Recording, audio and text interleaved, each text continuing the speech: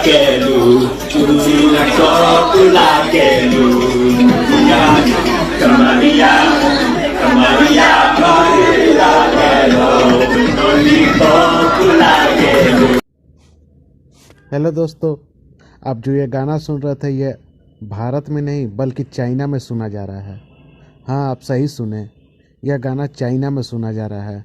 इससे आप अंदाज़ा लगा सकते हैं कि अपने पावर स्टार का जलवा कितना बड़ा है। इसी तरह कोई पवन सिंह को पावर स्टार थोड़ी ना कहता है। बाकी विरोधी का तो काम है जलना, वो जलते रहें, अपने पावर स्टार इसी तरह बढ़ते रहें।